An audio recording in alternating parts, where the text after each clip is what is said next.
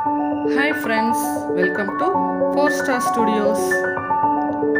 வாங்க இன்னைக்கு தித்திக்கும் சர்க்கரை பொங்கல் எப்படி செய்யலாம் அப்படின்னு பார்க்கலாம். அதுக்கு ஒரு கப் பச்சரிசி, சாப்பாட்டு பச்சரிசி எடுத்துக்கோங்க. 1/4 கப் பாசிப்பருப்பு, 2 கப் வெல்லம், ஏலக்காய் 4, முந்திரி பருப்பு, கிஸ்மிஸ், இதெல்லாம் உங்களுக்கு தேவையான அளவு எடுத்துக்கோங்க. முதல்ல இந்த 1/4 கப் பாசிப்பருப்பை வெறுமனை எண்ணெயெல்லாம் எதுவும் சேர்க்காம நல்லா ட்ரை ரோஸ்ட் பண்ணிக்கலாம். ஒரு 2லேருந்து 3 நிமிஷம் அடுப்பை மீடியம் ஃப்ளேமில் வச்சுட்டு நல்லா வறுத்துக்கோங்க பாசிப்பருப்பை. பாசிப்பருப்பு நல்லா வறுபட்டாதான் அதோட வாசனை ரொம்ப நல்லா இருக்கும். நல்லா செவக்க வறுத்துக்கலாங்க, ஒன்றும் பிரச்சனை இல்லை. பாருங்கள், இப்போது 2லேருந்து 3 நிமிஷம் வரைக்கும் நல்லா செவக்க இதை வறுத்துக்கிட்டாச்சு. இப்போது நம்ம எடுத்து வச்சுருக்கிற 1 கப் பச்சரிசி, வறுத்து வச்சுருக்கிற 1/4 கப் பாசிப்பருப்பு, இது ரெண்டையும் ஒன்றா சேர்த்து நல்லா 2லேருந்து 3 தடவை தண்ணி ஊற்றி நல்லா வாஷ் பண்ணிவிட்டு வந்துடலாம். முதல்ல வாஷ் பண்ணிவிட்டு இந்த அரிசியையும் பருப்பையும் ஒரு குக்கரில் சேர்த்துக்கோங்க. எந்த கப்பில் அரிசி எடுத்தீங்களோ அதே கப்பில் 4 கப் தண்ணி ஊற்றிக்கோங்க.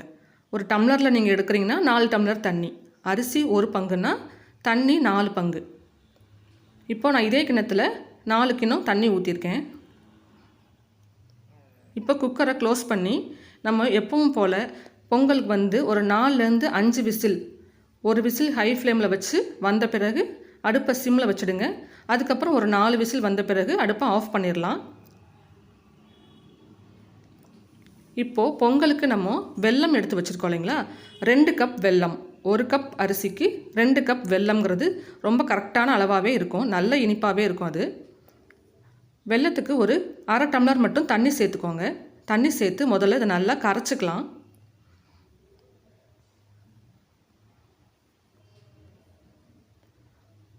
பாருங்கள், இப்போ நல்லா எல்லா வெல்லத்தையும் நம்ம கரைச்சிட்டோம். தண்ணி 1/2 கப் மட்டும் சேர்த்துக்கோங்க. அதுலேயே இந்த வெல்லத்தை நல்லா சூடு பண்ணி கரைச்சிடுங்க. கரைச்சிட்டு ஒரு 2 நிமிஷம் இதை அப்படியே தெளிய விட்டுடலாம். அடியில் மண்ணெல்லாம் இருந்ததுன்னா அது தெளிஞ்சிடும். இப்போ நம்ம வேக வச்சுருக்கிற அரிசி பருப்பை ஓப்பன் பண்ணலாம்.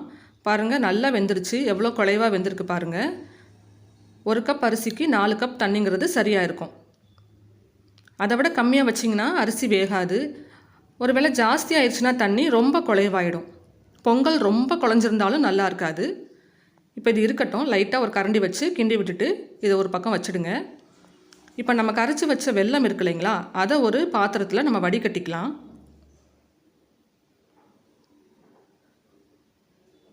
அடியில் மண் தூசியெல்லாம் இருக்கும். அதனால் வெல்லத்தை எப்போவுமே கரைச்சி வடிகட்டி தான் நம்ம பொங்கலுக்கு யூஸ் பண்ணணும். பாருங்கள், எல்லா வெல்லத்தையுமே நம்ம வடிகட்டிட்டோம்.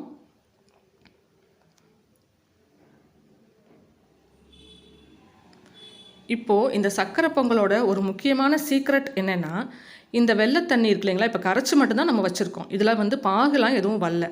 இந்த வெள்ளத்தண்ணியில் அப்படியே நீங்கள் நம்ம வேக வச்சுருக்கிற அரிசி பருப்பை சேர்த்திங்கன்னா அது அந்தளவுக்கு ஒரு டேஸ்டியாக இருக்காதுங்க பொங்கல். இப்போது இதோட முக்கியமான ஒரு ரகசியமே கொஞ்சம் பாகு வைக்கணும். வெல்லத்தை கல் பாகுன்னு சொல்லுவாங்க. கொஞ்சம் கெட்டியான பாகாக பண்ணி அதுக்கப்புறம் நம்ம அரிசியை சேர்த்தோன்னா அந்த பொங்கலோட டேஸ்ட்டே வேறு மாதிரி இருக்கும். நீங்கள் இந்த மாதிரி செஞ்சு பாருங்கள். எல்லோரும் எப்படி செஞ்சீங்க அப்படின்னு கேட்பாங்க உங்ககிட்ட. பாருங்கள், இப்போ நம்ம வெல்லத்தை கொதிக்க வச்சுருக்கோம். இதுக்கு நம்ம கல் பாகு வரைக்கும் இதை காய்ச்சணும்.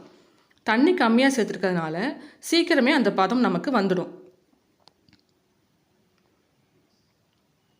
ஒரு சின்ன கிண்ணத்தில் தண்ணி ஊற்றி இதை செக் பண்ணிக்கலாம். இடையில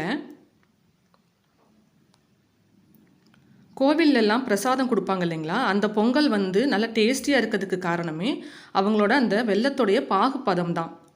பாருங்கள், இப்போ தண்ணியில் ஊற்றுனா அந்த வெல்லம் கரைஞ்சிடுது. இப்படி கரையக்கூடாது. இன்னொரு 2 நிமிஷம் இதை மீடியம் ஃப்ளேமில் வச்சு நல்லா கிண்டி விடலாம். பாகு அடுத்தடுத்த ஸ்டேஜ் போய்கிட்டே இருக்கும். பாருங்கள், இப்போ நல்லா திக்காக வந்துடுச்சு. இப்போ நான் ஒரு தடவை உங்களுக்கு இந்த தண்ணியில் செக் பண்ணி காமிக்கிறேன் இந்த பாகோட பதத்தை. பாருங்கள், கரண்டிலேருந்து கொஞ்சம் எடுத்து இந்த தண்ணியில் நீங்கள் ஊற்றுங்க. அப்படியே இது நல்லா எல்லாம் ஒன்றா சேர்த்து நல்லா கெட்டியான பாகாக இருக்கும். இதை உங்களுக்கு கையில் எடுத்து நீங்கள் எந்த பக்கம் நீங்கள் உருட்டினாலும் உங்களுக்கு அந்த அந்த ஒரு இதுக்கு அது உருட்ட வரும் பாருங்கள். பாருங்கள், இது வந்து கல் பதம்னு சொல்லுவாங்க. இதை விட ஹார்ட் ஆக்கிடாதீங்க. அது வந்து கடலை மிட்டாய்க்கு வைக்கிறது. இந்த மாதிரி நல்லா போட்டால் அது கரையாமல் இருக்குது பாருங்கள். நமக்கு கையில் அழகாக எடுக்க வரும். இந்த பதம் நல்லா சாஃப்டாக நமக்கு நல்லா அமுக்கவும் வரும். அந்த இதை நீங்கள் எந்த பக்கம் நீங்கள் எந்த ஷேப்புக்கு மாற்றினாலும் அது அந்த ஷேப்புக்கு மாறும். ஆனால் அடியில் தண்ணியில் போட்டால் கரையாமல் இருக்கும். அந்த ஸ்டேஜ் வந்த பிறகு தான் நம்ம இந்த பாகில் நம்மளோட அரிசி பருப்பை சேர்க்கணும். அப்போ அந்த பொங்கலோட டேஸ்ட்டே ரொம்ப சூப்பராக இருக்குங்க. இப்போ நான் அந்த குக்கரில் இருந்த அரிசி பருப்பு எல்லாத்தையுமே நான் சேர்த்துக்கிறேன். நம்ம எடுத்துருக்கிற 1 கப் அரிசிக்கு அந்த 2 கப் வெல்லங்கிறது ரொம்ப நல்ல இனிப்பு, கரெக்டான இனிப்பாகவே இருக்கும். அதுக்கு அதிகமாக நீங்கள் போட வேண்டாம். இல்லை கொஞ்சம் இனிப்பு கம்மியாக வேணும்னா 2 கப் வெல்லங்கிறத ஒரு 1.25 கப்பாக நீங்கள் குறைச்சிக்கோங்க. இப்போ எல்லா சாதம் பருப்பையும் இதில் சேர்த்தாச்சு. சேர்த்து நம்ம இந்த பாகோட ஒன்றா வர மாதிரி மிக்ஸ் பண்ண வேண்டியது தான். பாருங்க, இப்போ உங்களுக்கு மிக்ஸ் பண்ணும்போதே அந்த பொங்கல் எப்படி இருக்குது, உங்களுக்கு அந்த அதோட பதம் எப்படி இருக்குது பாருங்கள்.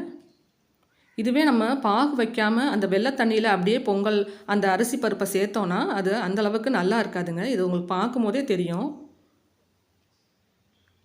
எவ்வளோ ஒரு சூப்பராக இருக்குது பாருங்கள் இந்த பொங்கல். அரிசி பருப்பு வெல்லம் எல்லாம் ஒன்றா வர மாதிரி நல்லா மிக்ஸ் பண்ணிடலாம். அடுப்பை நல்லா சிம்மிலே வச்சுக்கோங்க. அடுப்பு இதுக்கப்புறம் நீங்கள் ஹை பண்ண வேண்டாம், நல்லா ஃபுல் சிம்லேயே இருக்கட்டும். இது எல்லாத்தையும் ஒன்றா நல்லா மிக்ஸ் பண்ணிவிட்டு கொஞ்சம் இதில் ஏலக்காய் தூள் சேர்த்துக்கலாம்.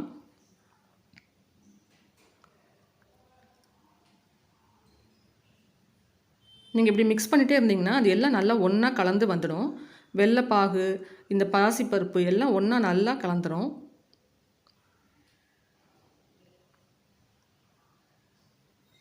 இந்த மாதிரி பாகு வச்சு நம்ம பொங்கல் செய்யும் போது அது வந்து நல்லா கெட்டியாக இருக்கும். அந்த பொங்கல் வந்து நல்லா திக்னஸாக இருக்கும். தண்ணியாக இலையில வச்சோடனே அப்படியே ஓடாத அளவுக்கு நல்லா திக்காகவும் இருக்கும். பாருங்கள் எப்படி இருக்குன்ட்டு பொங்கல்.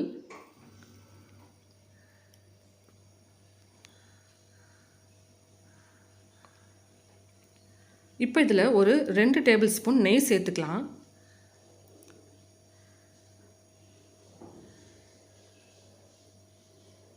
சேர்த்து நல்லா கலந்து விட்டுடுங்க. நெய்யோட வாசனையும் சேரும்போது பொங்கல் எவ்வளோ டேஸ்டியாக இருக்குன்னு உங்களுக்கு சொல்ல தேவையில்லை.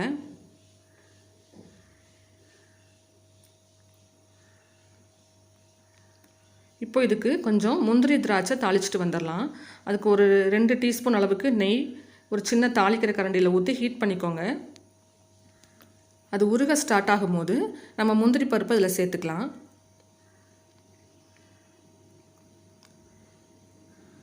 முந்திரி பருப்பு சேர்த்து நல்லா ஒரு 2 நிமிஷம் அடுப்பை மீடியம் ஃப்ளேம்லேயே வச்சுக்கோங்க. கருகிடாமல் நல்லா பொன்னிறமாக வர வரைக்கும் இதை நல்லா வறுத்துக்கலாம்.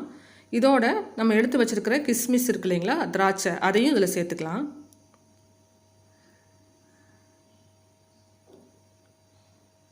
சேர்த்து நல்லா இதை வறுத்துட வேண்டியது தான்.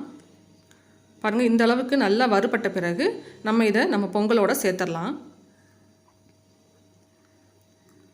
அவ்வளோதாங்க, பொங்கலோட இதை சேர்த்து கிண்டிட்டிங்கன்னா டேஸ்டியான சக்கரை பொங்கல் சூப்பராக ரெடி ஆயிடுச்சு.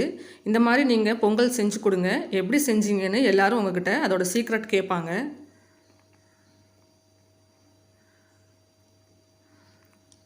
பாருங்கள் பொங்கல் எப்படி இருக்குன்ட்டு. எடுத்து நீங்கள் இப்படி கரண்டியில் போடும்போது உங்களுக்கு அப்படியே கீழே விழணும். ரொம்ப திக்காகிட வேண்டாம். இது ஆறின பிறகு அதுவே திக்காகிடும். பாருங்கள், நீங்கள் கரண்டியில் எடுத்து இப்படி போட்டிங்கனாக்க அப்படியே கீழே விழுகணும். அதுவாக இந்த பதத்தில் இருக்கும் போதே நம்ம அடுப்பை ஆஃப் பண்ணிடலாம். இது ஆறின பிறகு நமக்கு கரெக்டான கன்சிஸ்டன்சியில் வந்துடும்.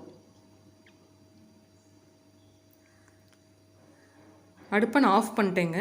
இதோட கடைசியாக ஒரு டீஸ்பூன் நெய் மட்டும் சேர்த்துட்டோன்னா நம்மளோட டேஸ்டியான சக்கரை பொங்கல் ரெடி ஆயிடுச்சு. வாங்க இப்போ இதை நம்ம சர்வ் பண்ணிடலாம். பாருங்கள், டேஸ்டியான சக்கரை பொங்கல் எப்படி இருக்குன்ட்டு. இதே மாதிரி நீங்களும் ட்ரை பண்ணி பாருங்கள். இந்த வீடியோ உங்களுக்கு பிடிச்சிருந்தா லைக் பண்ணுங்கள், ஷேர் பண்ணுங்கள். நம்ம சேனல் 4 Star Studios சப்ஸ்கிரைப் பண்ணி வச்சுக்கோங்க. தேங்க்யூ.